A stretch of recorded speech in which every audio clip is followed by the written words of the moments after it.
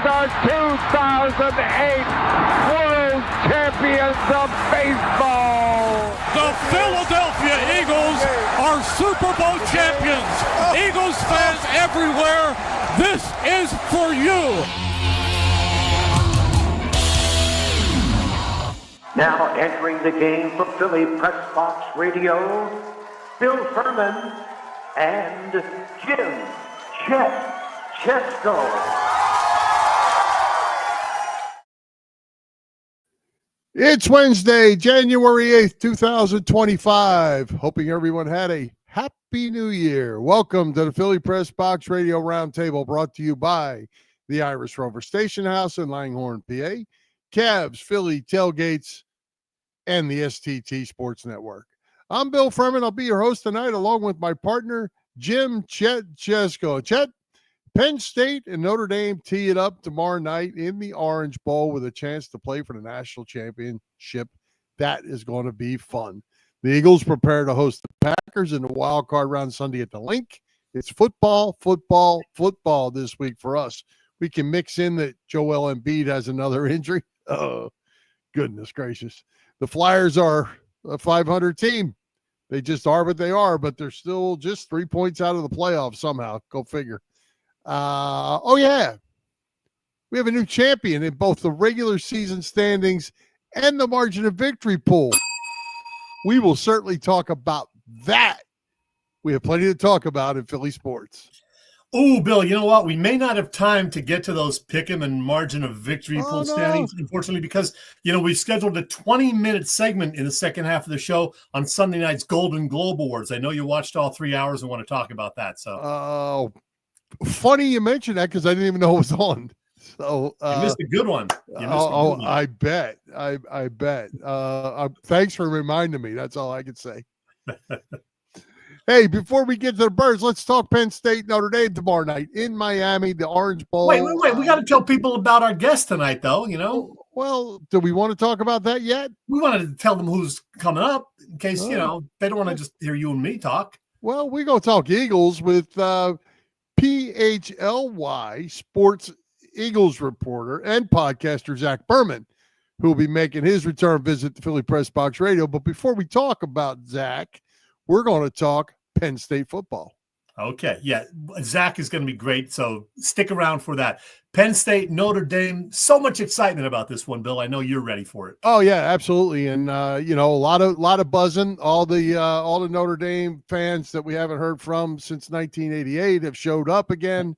All of a sudden, they went in and got their great-grandfather's T-shirt out of the closet, and now all of a sudden, they're all back out. Go figure. I don't know, Chet. But I will say this is going to be a good matchup. Yeah, it really is. As you said, two real good teams. And as we said last week, there are fans across the country and in the Philadelphia and Delaware County area, plus my old hometown area up in Pennsylvania's coal region, where there's a lot of friendly trash talking going on right now and a lot of excitement, ahead of the Thursday Your sound night. went away. What's that? My sound went away? Huh. I don't know. I think I'm still here. No? There you go. Something happened, but I lost your sound. Huh. Now you're back. Okay, I don't know. I'm just saying there's a lot of excitement about this game. Two very good 13-win teams that look to be pretty evenly matched. The Fighting Irish, despite dealing with several injuries, are a slim 1.5-point favorite. Yeah. Basically it's an even game. I would say from you're more into the odds making than I am, but I think it's going to be a really good game. I do like Penn State a little bit more in this game because I think they got a little more offense than Notre Dame has. Defenses are both outstanding. It always comes down to turnovers and penalties and things that set you behind the chains and all that. That will obviously be really important in this game as well. But, I like what Penn State brings. And Al Golden, defense coordinator for Notre Dame, former Penn State player and coach, and coached a few other places, DC for Notre Dame. Yeah, and Notre Dame's running back, Jeremiah Love, who had some knee issues, should be a go. Penn State defensive end Abdul Carter, despite an upper body injury, he's likely to be in the lineup as well. They certainly could use him. The weather looks good, 70 degrees in Miami at game time. You know, it's been chilly across much of Florida in recent days, but it's looking like a little better for Thursday night, 70 in Miami, so that's not bad. Yeah. Well, it's actually supposed to be 73 here Thursday morning in Central Florida, where I live. 35 tonight, coldest night yet. So it's going to be a little chilly tonight, but by Thursday it is supposed to, Thursday, Friday, it's going to warm back up. It's going to be beautiful. So that shouldn't play into this at all. Penn State offense, Chet, I think the offensive line, I always talk about that. This is as good an offensive line as a unit as they've had in a long time. 1,000-yard tight end, 2,000-yard backs, a quarterback that has got nothing but better, playing really well. I think they bring a lot of weapons to this game. Well, if they do have a weakness on the offense, it's the wide receivers are maybe not quite that good. They just have to be good enough. Love that tight end. He's certainly fun to watch. Penn State and Notre Dame have played 19 times over the last 112 years, and they've split them right down the middle, 9 wins apiece with 1 tie. And as we said, it looks to be a real evenly matched game. The odds makers think so. So I'm looking forward to it. I'm staying home to watch it. You said you are too. I'm going to get myself a beer or two, sit on my couch, and enjoy it. Yeah. So, the last time they played was 2007 in Happy Valley, and I was there for that game. Which was the first ever stadium whiteout ever from anybody. Right, yeah. And I'll have to share this on our Facebook page. They came out with a poster the next year of the stadium, the whole stadium in the whiteout, which I have with a lion logo underneath it and the game ticket and a picture of me and the 3 people I was with at that game. It's a really pretty cool display, but from 2007 Notre Dame game, first ever whiteout that everybody has tried to copy since. How about that? I think they're trying to have a whiteout among Penn State fans at the Orange Bowl. Is that right? They are, and there's quite a Penn State crowd supposedly already in Miami. I was actually, what is going on with this thing? Yeah, our viewers say it might be on your end because they were hearing me. So for some reason, I have no idea why, because I'm sitting here in the same place. Siri keeps popping on. She's a pain in the butt, and I can't get it off. Can you keep hearing me? I hear you okay, yeah, and I don't hear Siri, so I hear you. You're fine, so just ignore it. Pretend it's not there. No idea what's going on with that whole thing. Yeah, it's all good. Hey, what about the rest of the college football playoffs, which is just one other game at this point? Ohio State and Texas, they play Friday night. Yeah, Ohio State and Texas. Buckeyes in that one, right? Ohio State and Texas. I have no idea what is going on here. It just keeps popping on. Well, I mean, you're fine. I hear you fine. You look all right. I don't hear it, so don't worry about it. Oh, you didn't hear Siri that time? No. Okay. Yeah, Ohio State, Texas is going to be a good one too. I think I like the Buckeyes in this game. They're playing really good ball. I hope if nothing else, that momentum from Ohio State slows down. These last 2 games, they have been just absolutely on fire. Yeah. Everybody hears you and me now, Bill. So yeah, hopefully we're okay with the technical stuff. Looking forward to the college games. Looking forward to, of course, an Eagles game on Sunday. So, a lot of football over the next few days. There's going to be a lot of TV watching among football fans. Absolutely. We got Thursday, Friday, Saturday, 2 on Saturday, 3 on Sunday, 1 on Monday. Yeah. So, better load up and load your cooler up, Jet. Get ready. Yeah, the beer fridge is full, so it's going to be okay. You probably mix in a little music somewhere along the line one night this weekend. Yeah, matter of fact, I'm supposed to go out Saturday night to see Led Zeppelin, the female Led Zeppelin tribute band. It's 4 women, thus the name Led Zeppelin. So that'll be at Philly, the Keswick Theater in Glenside, actually. I'm going to let that one just ride on by. Should be good. All right. Well, we'll certainly recap this these games next week, and we'll talk about the national championship. Hopefully, the Lions are in that game. Yeah, we hope so. I just hope it's a good game. I mean, I think it's going to be real close. And go Penn State. Yeah, I think the riffraff, if there was any, is gone. I mean, we're down to 4 really good teams, and we'll see how it plays out. I just want to say one thing, though. If Penn State were to lose and lose badly, can you imagine the criticism that this guy is going to get, James Franklin? He's already got a lot of, shall we say, non-fans among the Penn State community. If they lose big to Notre Dame, boy, there's going to be a lot of heat on that guy. Well, in all fairness to James Franklin, I'm not sure what he has to do to make anybody happy. He's got to win a big game, Bill. He hasn't done a whole lot of that. Yeah, it just goes on and on. I don't know what he can do. He's had a tremendous season again. Reminds me a lot of that guy that coaches the Eagles, who gets no credit for anything either. Yeah, that's a whole nother story. We'll talk Eagles in a bit, Bill. Let's move on here. All right, let's talk about me and you and Philly Pressbox Radio being part of the STT Sports Network, a new podcast. The STT Sports Network, as in Set the Trends. It's a network set up by our pal, Phil Stiefel, host of the terrific Trending in the AM show that you can find every weekday morning on the STT Sports Network YouTube channel. Check out Phil and be sure to subscribe to the channel. Phil's show is on there, and so is ours. Yep, that's right. Philly Pressbox Radio is there on their YouTube channel, as well as our YouTube channel and our Facebook page. That hasn't changed. Again, it's the STT Sports Network, setting the trends for what sports talk should be. Hey, Chet, while we're at it, tell us what's going on over at the Irish Rover Station House. Well, Bill, the new year's off to a great start at the Irish Rover in Langhorne, Pennsylvania. Hey, check out this week's dinner specials. They have dinner specials every week, in fact, Thursday through Sunday. And this week includes a seafood pasta entree as well as a chimichurri New York strip steak. Oh, that spicy lobster mac and cheese appetizer. That's pretty intriguing, too. There are always 24 beers on tap at the Rover, served up by their great bartenders. And you know this, the Irish Rover has trivia every Wednesday evening when they also have a prime rib dinner deal and martini specials.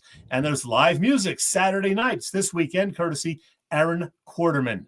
The Irish Rover Station House. It's located on Bellevue Avenue in Langhorne and on the web at irishroverstationhouse.com. The Rover's been at that location for more than a decade. And you know what? We've been doing our show for more than a decade, too, as this guy will tell you.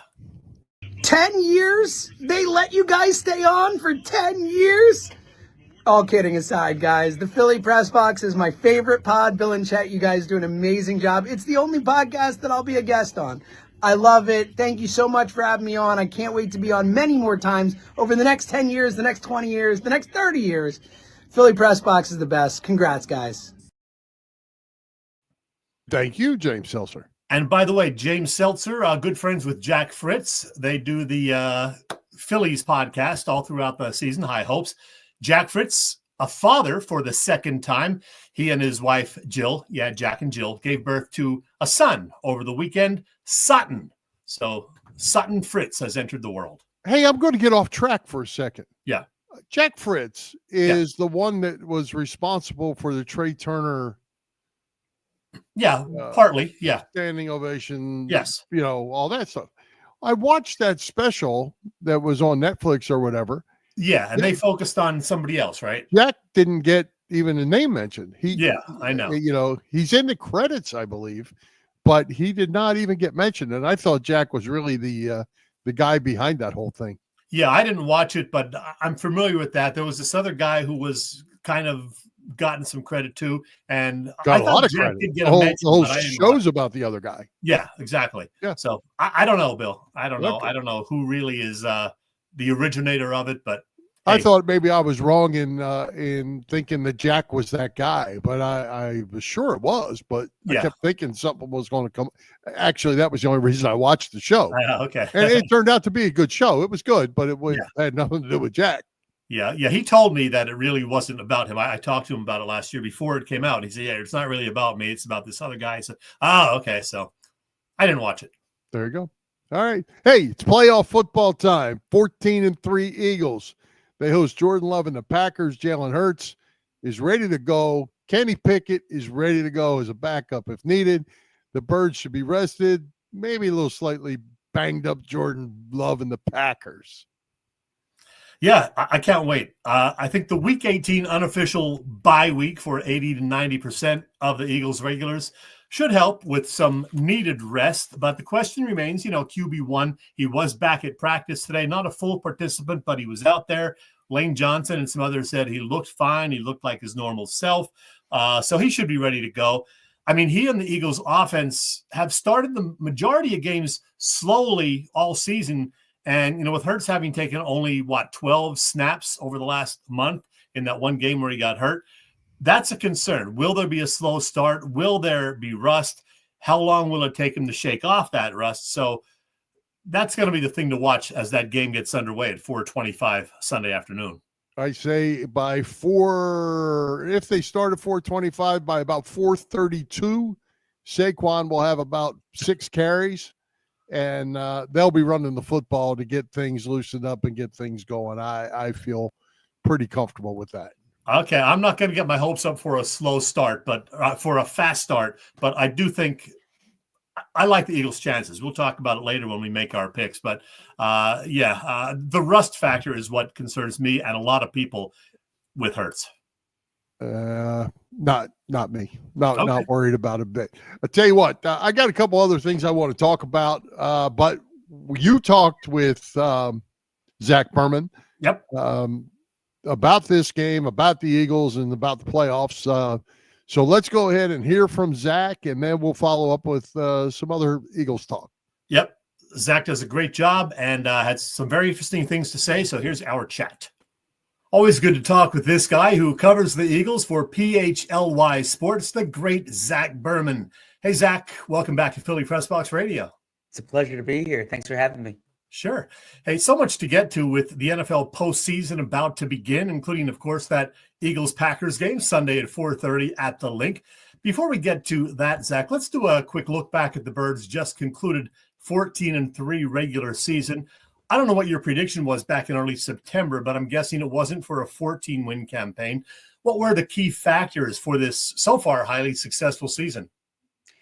Yeah, a few things. First off, the defense exceeded my expectations. I thought the Eagles were going to be a double-digit win team. I thought 11, 12 wins, depending on what would happen at the end of the year, if the last game was meaningful or meaningless. But the defense, I thought, was going to be middle of the pack, and I thought the offense was going to be explosive, top 5. I didn't expect them to have the number 1 defense in the NFL. It's a credit to the players, obviously, a credit to Vic Fangio. So that's the place to start. You also have to look at, obviously, what Saquon Barkley's brought to the team has been significant, and his playmaking ability, the fact that they're able to control games in the second half, the explosiveness, he's just been even better than they could have anticipated.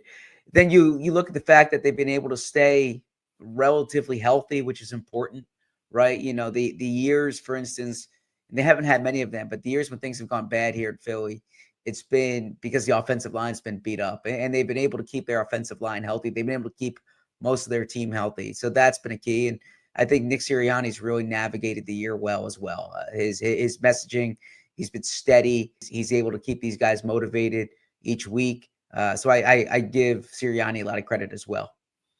I've asked 2 or 3 people who or what was the biggest surprise about this Eagles season, and they each quickly said Zach Bond, a no-brainer, one of them said. So you, Zach with an H, you can't mention Zach with a K as the most pleasant surprise. So who was the second biggest surprise for you this year? I like that. After Zach Bond, I would say Quinyon Mitchell. Now, look, he's your first-round pick, 21st overall. You're expecting him to be good. I didn't expect him to be this good this soon. He plays like a veteran. He's been their top cornerback. I thought there might be a bit of a learning curve coming from the Mid-Atlantic Conference to the NFL, and he's just been on point each week. And so the way he's playing, I would have to put up there as well. All right. Full disclosure to our audience, we are taping this chat Tuesday night, since you have a crazy busy Wednesday. So as we speak, we don't have an official status update regarding QB1, who's, of course, been in concussion protocol for 16 or 17 days now. So we are assuming Jalen Hurts will be good to go this weekend health-wise. But, Zach, is there a rust factor to worry about? It's a fair question. Look, whenever you miss that amount of time, it's something you consider. Now, the thing I'll acknowledge is that a concussion, it's different than an ankle injury or shoulder injury that, in theory, if you're recovered, you should be able to resume, your physical capabilities, right? And so rust factor, it's hard to say.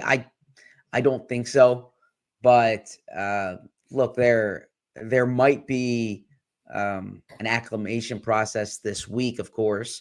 But I think if he succeeds or fails on Sunday, it won't be if he doesn't play well. I don't think it'll be because he missed the last 2.5 weeks. And if he does play well, I don't think it's because rust isn't a factor. Like I think it'll be for football reasons that they're playing a good team and it's show up and try to win this game.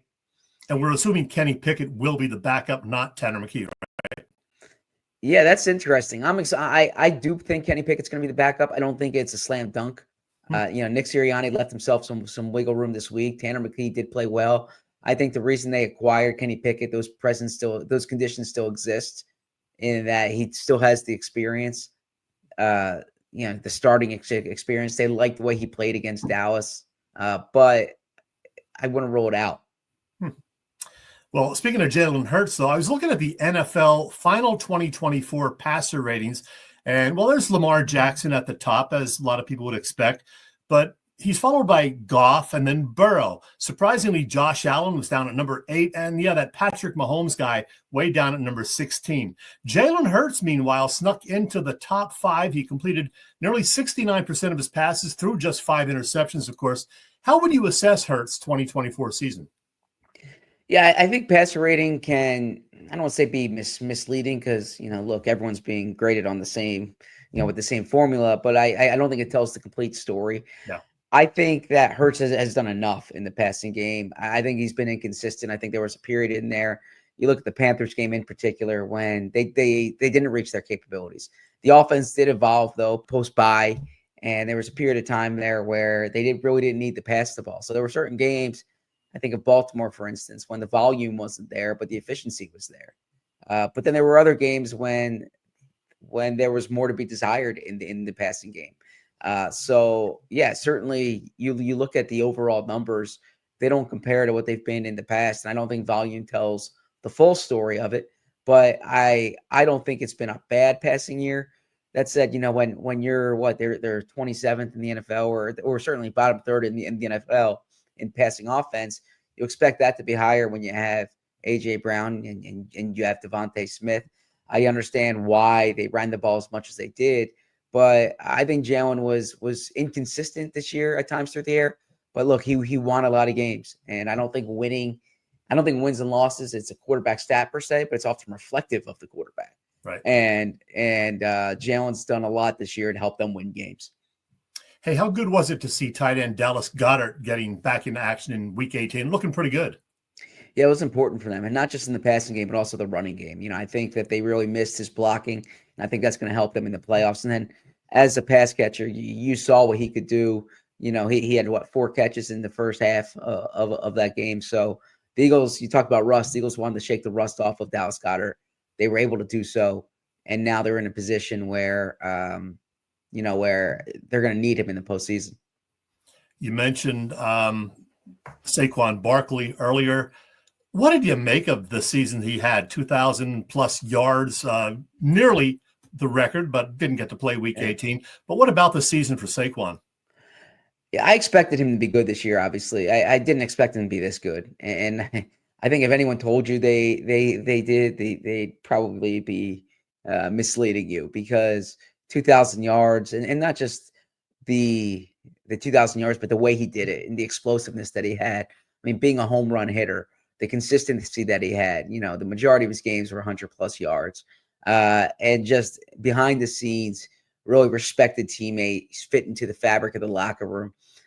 He's been everything they could have wanted and more. And to think that, I don't want to say it was a polarizing signing, but it certainly wasn't like a slam dunk signing. It was the type of thing where there was a thought, you're spending $13 million on a running back.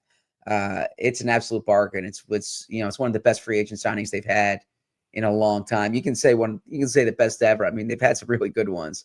I think of Malcolm Jenkins being one. Obviously, I think of when they signed John Runyon, and you can go on down the list. I mean, they signed Nick Foles technically as a free agent. He was Super Bowl MVP.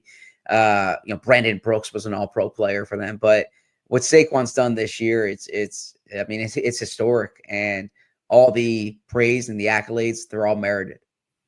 All right, Sunday, it's the Packers. They not only lost their season finale to the Bears, they also suffered a couple of injuries. Quarterback Jordan Love, a right elbow injury. He's expected to play, I guess, on Sunday. But wide receiver Christian Watson will not be there after suffering a torn ACL. How significant is the fact that the Packers will be without Watson, who didn't have a huge year, but he was a big play guy with a lot of 40 and 50, even 60-yard catch and run plays, and he averaged more than 21 yards per reception. Yeah, it's a good observation, Chet, because I do think that they're going to miss his ability to stretch the field.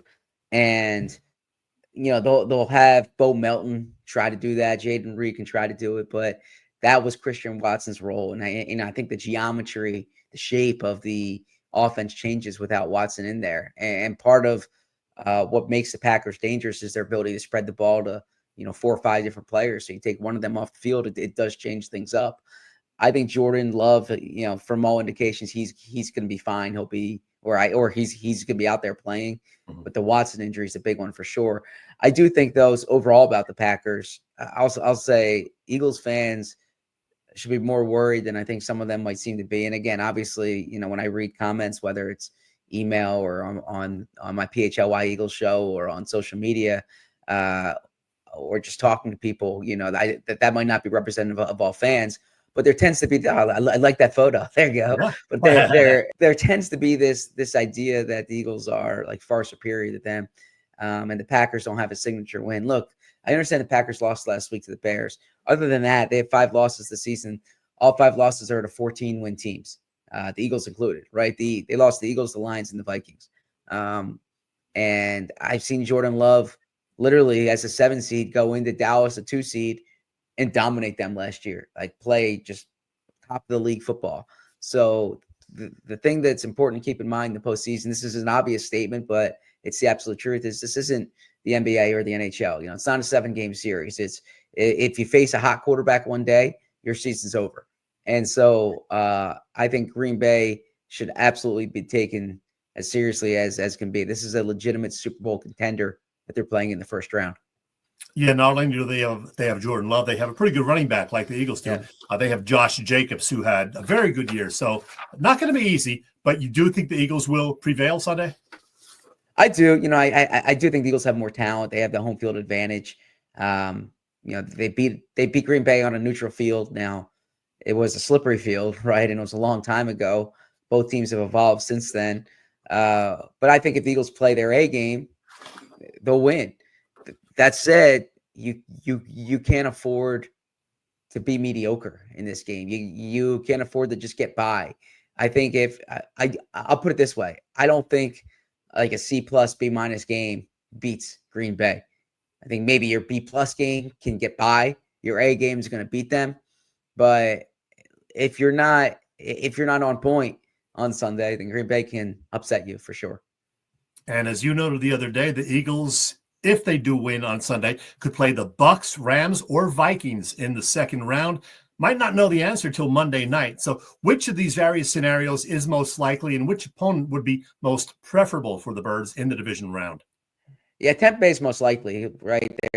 There's a 2 in 4 chance of it being Tampa Bay. And I heard you say they're overrated. You're not worried about Tampa Bay.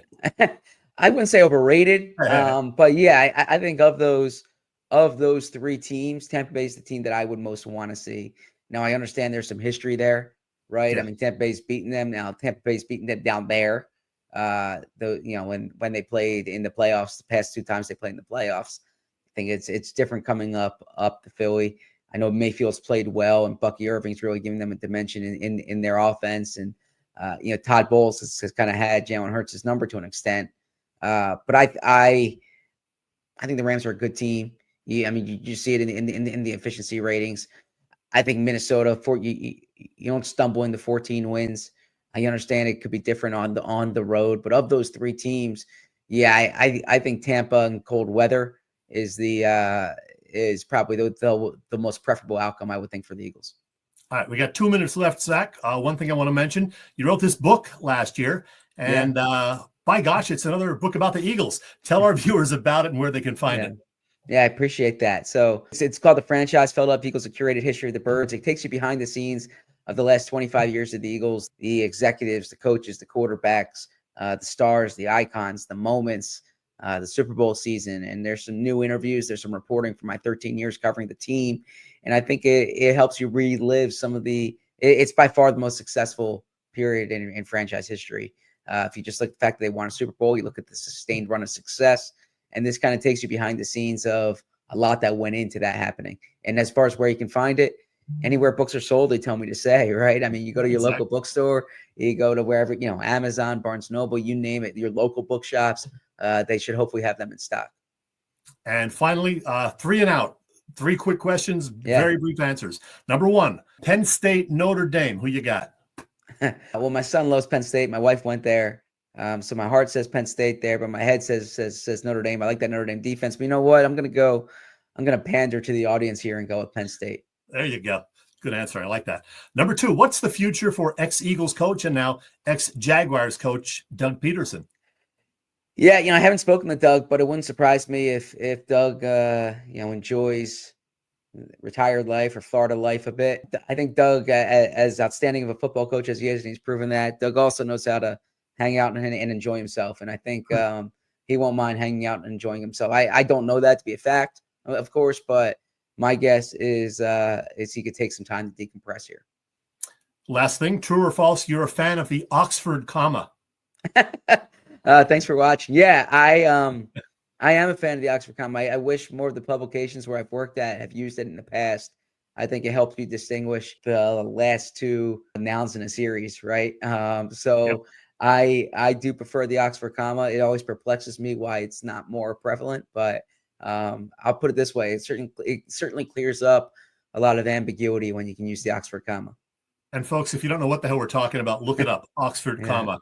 Hey, watch this guy, ZACH BERMAN. He's on this great podcast with Bo Wolf and Fran Duffy, an old friend of ours here at the show. It's a really good podcast. Check it out and follow him on Twitter, X, whatever it's called now, @ZBerm, and buy his book. Thanks for doing this again, Zach, and go Birds. Absolutely. I appreciate you fitting me in. Thanks a lot. Very good. Love Zach. He does a great job. That is a good podcast. Always good. And I liked his grading system on what needs to take place this week to win this game. That was an A or a B plus to get it done. Yeah. Right. That was an interesting take on the way he did that. I will say I disagree with him on one thing for sure. I don't want to see Tampa Bay. Well, let's look at that. Those are the possibilities. You got a 50% chance of it being Tampa Bay based on these other 4 games. Who do you think would be the best opponent for the Eagles, the Rams or the Vikings then? Well, we beat the Rams. We got hammered by Tampa Bay early. I don't have a problem with us playing the Rams. I like that matchup. The Minnesota matchup, they play good ball, no doubt. Their strength of schedule is near the very bottom of the league, though, and Sam Darnold's still Sam Darnold. I'm not all in on it. He's played well, but I'm not all in on it. That Detroit game, there was a lot of happy feet and a lot of bad football going on from Sam. So if they had to come here, which they will, if they do come Minnesota, I like our chances against them as well. We have not played well against Baker Mayfield and Tampa Bay. Yeah. I like the Eagles' chances very much against the Vikings because of the Sam Darnold factor. I think Vic Fangio probably, watched that game and learned a lot about how to defense the Vikings if it came to that. The Rams, I think, would be a tough game. The Bucks, yeah, it would be a tough game, and there is history, as Zach mentioned, as you mentioned, but those losses were down in Tampa Bay, and this one was early in the season. I know Todd Bowles maybe can do some things to mess up Jalen Hurts, so I'd probably rather not see them. I would say the number one opponent for me would be the Vikings. It doesn't bother me as much that Todd Bowles with Jalen Hurts. It's the fact we've never stopped them. They've scored 30-plus points. That is trouble. Yeah, they make Baker Mayfield look like, Joe Montana or Tom Brady. Yeah. Hey, you just mentioned Vic Fangio. I wanted to throw another couple names at you, Chet, and see what do you even know who Oren Burks is? Oren Burks. I've heard that name, but I forget. Oren Burks played inside linebacker for the Eagles on Sunday, number 42. He made 17 tackles. That's right. He made 17 tackles, 8 tackles, 9 assists in Vic Fangio's defense. And his partner, who was not named Nakobe Dean or Zach Bond, Jeremiah Trotter, had 11 tackles, 2 tackles, 9 assists. Those two cats had 28 tackles from them inside linebacker spots. So not to take away from Bond and Dean, but the defense is built for linebackers, and they're playing really well. That's some 17 tackles in the game is a lot of tackles, my friend. Oren Burks. There you go. A name to remember. Oren. O-R-E-N. Oren. Yes, Oren. Yes. Yep, number 42. So when you see him running around the field sometime this weekend or throughout the playoffs, number 42 can play. He's been in the league a long time, actually. Oh, really? He's not a kid, huh? No, he played for Green Bay, he played for San Francisco, and now he's with the Eagles. He's probably I looked it up, six or so year veteran.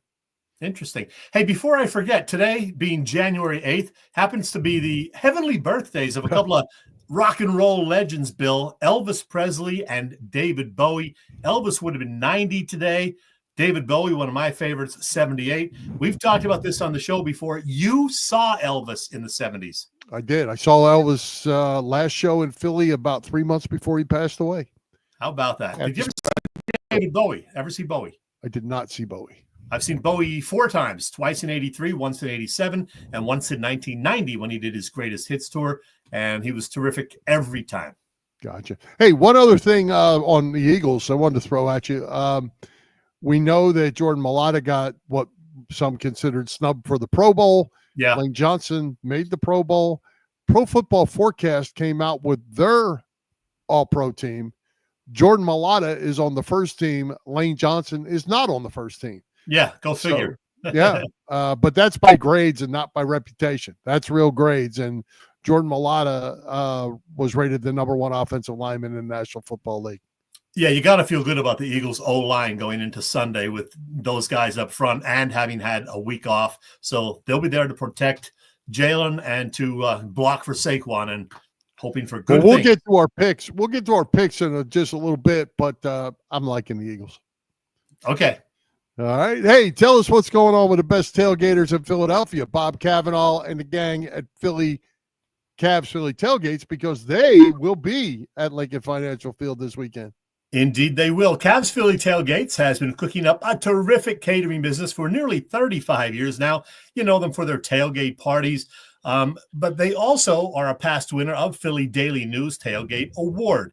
Now, coming up, they do have a tailgate before Sunday's game against the Packers. That's the one January 12th, obviously, and we hope that they will have another one the following week before the divisional game. And by the way, I talked to Cav just yesterday, and he said he's excited about going to Florida in March because he's working with Philly Sports Trips as usual. They got a couple of 5 or 6 day Philly spring training trips. There's this one pictured March 11th through the 15th. WMMR's Preston and Steve crew, part of that one. And then there's a second trip the following bunch of days, March 16th to the 21st. And Larry Boa, Jason Worth, and Charlie Manuel will be down there for that one. So check the website phillytailgates.com for pricing and more info about the Eagles tailgates, and check phillysportstrips.com regarding the spring training trips. Cavs Philly Tailgates is the way to go. Yeah, and I just throw this out, being down here because it left the news cycle with the hurricanes and all, is if people are coming down to Clearwater this year, be sure you're checking on your places and have your places, because some places are up and running, some places are still not and may never be. So you better not wait till the last minute to try to find a place, because you might not find it. Yeah, and on a somewhat similar note, our hearts go out to everybody in southern Los Angeles. They're being devastated out there by those wildfires. Lots of homes and businesses destroyed in the outskirts of LA. So it's a shame, and they're really having trouble containing it. Yeah, I actually was just watching it on the news before we got on the show. It's not looking very good out there, and I have some friends out there too. So far, 60 miles away, so it sounds like plenty, but he says the winds are blowing like crazy. So definitely concerned for everyone out there. It's going to be tough to handle that with all those winds. Yeah. All right. Well, Bill, I was going to sneak in a random chat right about now, but you know what? Change of plans. I discovered this morning that today happens to be the 25th anniversary of a memorable football game that, heck, maybe you even watched, Bill. January 8th, back in the year 2000, an AFC wildcard weekend game in Nashville between the Bills and Titans. It had the Bills kicking a field goal to take a 16-15 lead with just 16 seconds left. A win for the Bills, right? Well, the Titans would need some sort of a miracle to win. And, well, here's what happened. 16 seconds left. They still have a prayer, but not much more. Well, they have 2 timeouts, and the one thing that I would not do is squib kick this thing short. No, I'd kick it deep. I would make them use as much of the clock and take my chances on a return as opposed to squib kicking it. Let them get it with about 12 seconds to go and a possibility for a play. Dyson and Bird are deep. Taken by Neal. He gives it to Wycheck. Wycheck, that looked like a forward pass. Taken by Dyson. Dyson down the sideline. Dyson's going to go all the way. And there is no flag.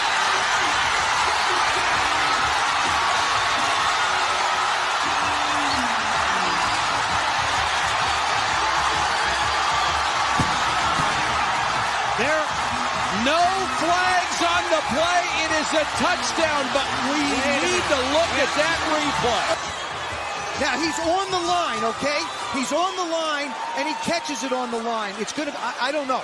I got to be honest with you. I think it's a lot closer call. We can go back to the other angle.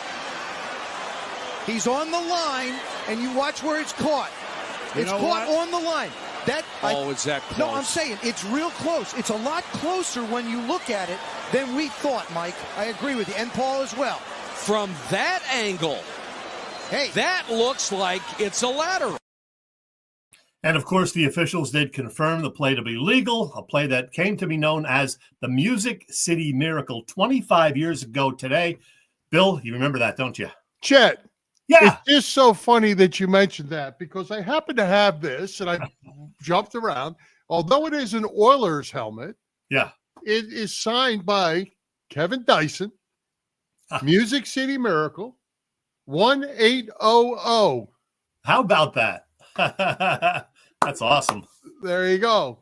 Just so happened to have that sitting right here.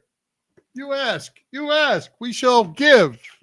You know what? I forgot that, after they moved from Houston to Tennessee, that for the first 2 years, they were actually called the Tennessee Oilers. Yes.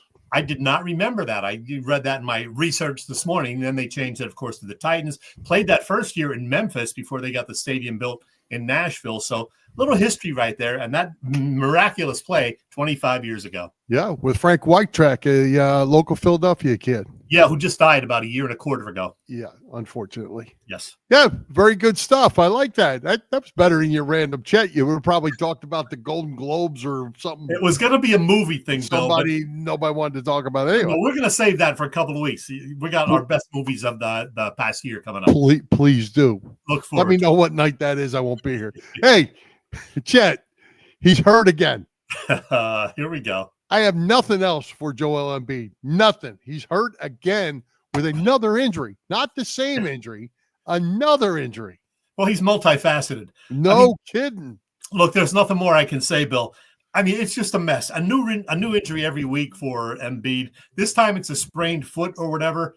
We got Paul George aging quickly before our eyes. Nick Nurse looking like he wants to pull out his hair at every post-game presser or maybe head out for an island vacation. It's the least enjoyable Sixers season in 8 or 9 years since probably the early days of the process. It's just bad. Bad, Bill. Yeah. And so who's not playing tonight? They play tonight. Who is playing? They got Embiid is not playing. George is not playing. Andre Drummond is out. Kyle Lowry is out. McCain is out. So that's 5 guys out. The Washington Wizards have, I think, 6 or 7 guys out too. So it's like, man, a mash unit out there. And they're wondering why people are losing interest in the league. You know, the television ratings are down. The attendance is down. I don't know, man. I don't really know the answer to this whole thing. If guys aren't going to play, I don't know what you do about it.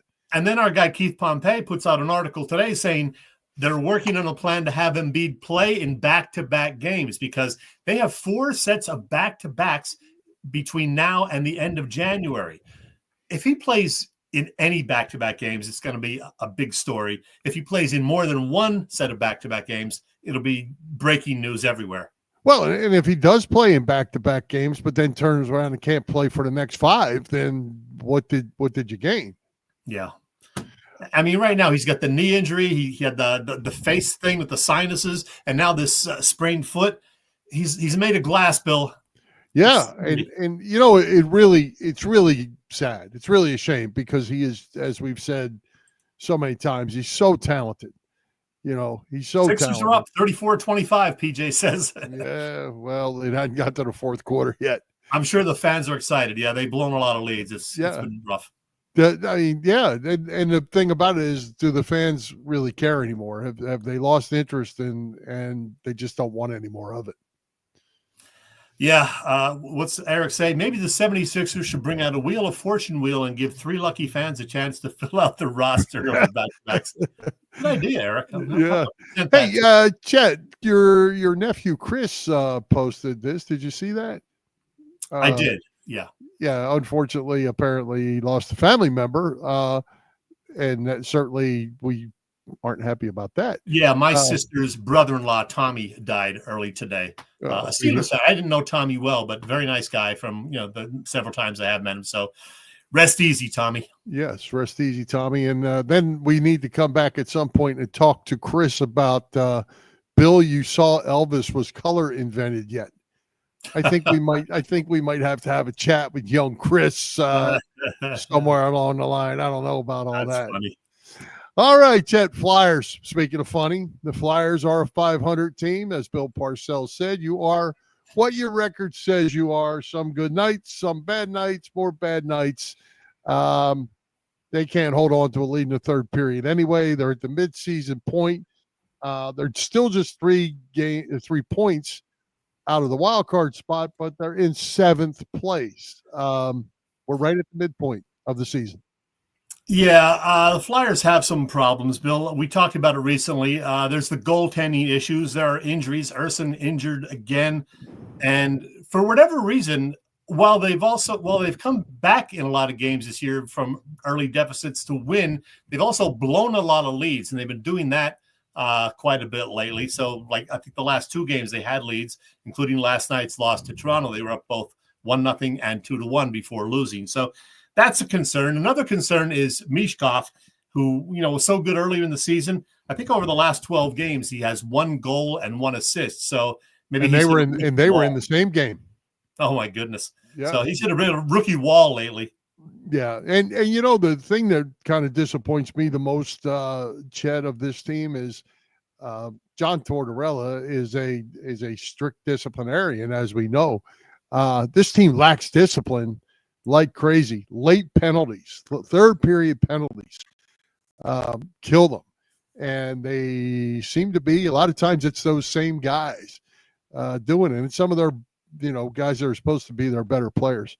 On a positive note, Chet, Travis Konechny with his 20th goal already at the midway part of the season. That's, you're on pace for 40-goal season. There haven't been many of them around here in a long time. Yeah, he's having a good season. Hey, one other thing, speaking of hockey, this is hockey related. I think you posted this or sent it in the group chat today. Hockey outside, a couple of outdoor games in Florida. Yeah. January of 2026. Make some sense of that, Bill. What could go wrong there? What could go wrong? Hey, I was saying this earlier.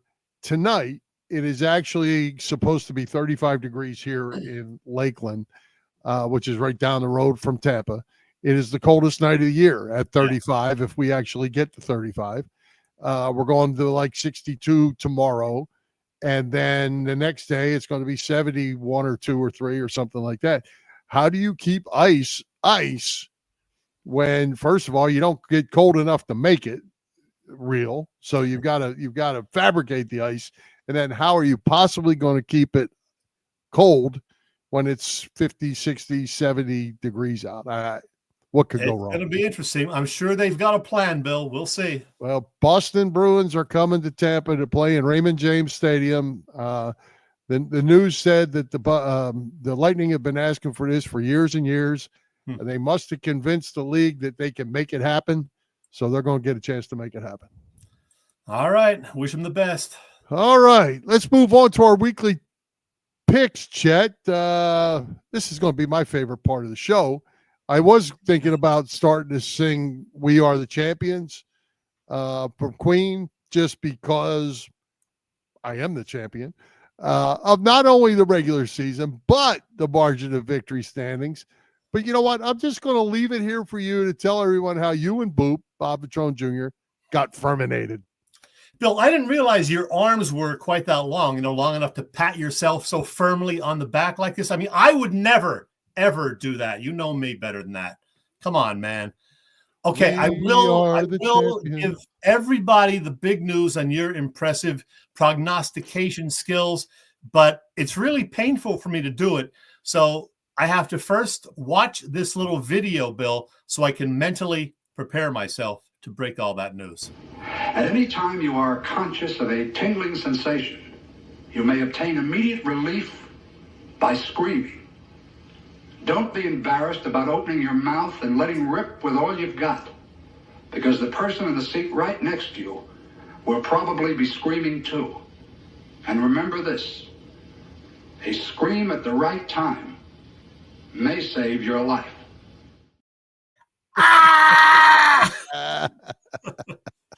Where's Boop? Where's Boop? Is he screaming somewhere? Sitting on his stool, screaming somewhere? All right, I'm okay now. All right, first, our regular season pick'em competition. Yes, Bill, you had already sown that one going into week 18, and you added to your lead over the final week of the season.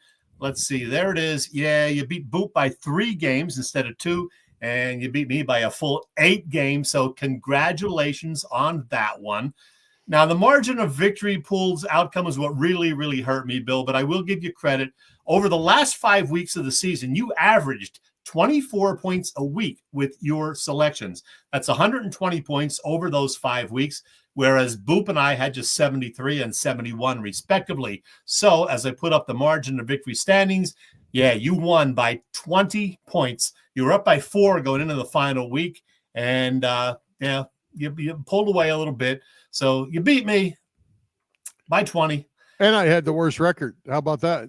Yeah, the wins and losses don't matter. It's with the wins, the margin of victory in those wins. So Boop was in third with 201 points. I ended with 236. You built 256. And the 2024 margin of victory pool championship, I should say, though, still well shy of my 2023 total of 294 points. So, yeah, there goes that pat on the back. But very impressive nonetheless. All right. Enough of that. Let's get on. We're going to continue. You got another chance. Thank you. We're going to continue this. The slate is clear.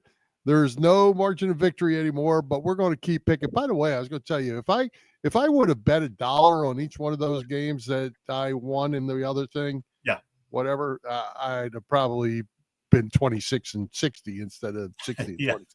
Yeah, wagering's tricky. Yeah, right. So here we go.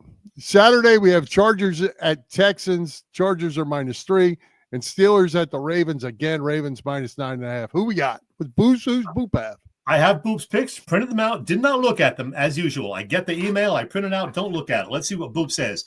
All right, Los Angeles, still not used to that regarding the Chargers, scored 34-plus points 4 times this season, including their last 3. So Boop's pick is the Chargers. I am also going with the L.A. Chargers to win that one. And I'm going with the Houston Texans and D'Amico Ryans.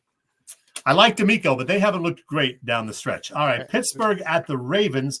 The Ravens heavy favorites in that one. Boop says the Pittsburgh offense reemerges, but it isn't enough to stop the Lamar Henry train. His pick is the Ravens. I can't imagine anybody picking Pittsburgh. I'm taking Baltimore too. Yeah, I'm taking Baltimore as well. All right, that gets us to Sunday. We'll skip the Eagles. We'll bring them up last. We have Broncos at the Bills. Bills minus 8.5. Commanders at the Buccaneers. The Bucs are minus 3. Who we like? Boop says Buffalo is 6-1 with 4 straight wins all time in home games in the wild card round. His pick, obviously, the Bills. So am I. You got to like Buffalo, at least for the early part of the postseason. Yeah, if I were a bettor, though, Chet, that minus 8.5 is a lot of points. Broncos can score points. I like the Bills to win the game as well, but Broncos can score points. Commanders at the Bucs. Bucs minus 3. Kind of interesting that the Bucs are favored in this game, I think. Home field, I guess. The Jaden Daniels show, says Boop, has been must-see TV since Washington's bye in Week 14. He is picking the Commanders. I really struggled with this one, Bill. I went back and forth. I'm just going to go with the home team, Tampa Bay. I'm going with Tampa Bay as well. All right. Monday night, Vikings at the Rams. The Vikings are minus 1 on the road. All right, Boop says road teams in this round are 4-14 over the last 4 postseasons. They will go 3-3 this weekend, however, and the away team wins this one. He is picking the Vikings. This is another one I went back and forth with. I am taking the LA Rams to win this one at home. I'm going Vikings. I'm just not all that impressed with the Rams. I'm not sure why, but I'm going to go Vikings on this one. I had to see the Eagles. By the way, I should mention Boop won our little postseason competition last year easily. Boop was 11-2 in the postseason picks. You and I were both 8-5, so he won by 3 games in a short amount of games. Yeah. All right. The Eagles host the Packers. Eagles minus 4.5. The Boopster says Tanner McKee has surpassed Lucas Tanner and Dan Tanner as our favorite Tanners. Okay. Dan Tanner. I think it's Dan Tanner, isn't it? I think so. Boop says Eagles. I say Eagles. If you want to score, I'm saying 24-20. I think it's going to be close. Packers may cover, but I'm taking the Eagles to win. I'm going Eagles 27-20. All right. You have another field goal mixed in, which reminds me, the one thing that scares me, in addition to Hurts possibly being rusty, is Jake Elliott. Yeah. If it comes down to a field goal at the end with Jake, I'm a little worried. Well, Nick says he's all in on Jake, so we got to ride. We're going to ride with him. He better make kicks. That's all I could say.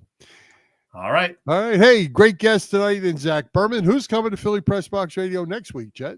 Well, let's see if I can find some pictures of our guests for next week, and then I'll tell you. Yeah, we got them. All right. We have a show for you next week, folks. We only had 1 guest this week. We're going to make up for it next week. We have 3. I kid you not. We will chat with longtime Philly area sports reporter, who you can often catch these days on 97.5 The Fanatic. It is our pal, Kevin Cooney.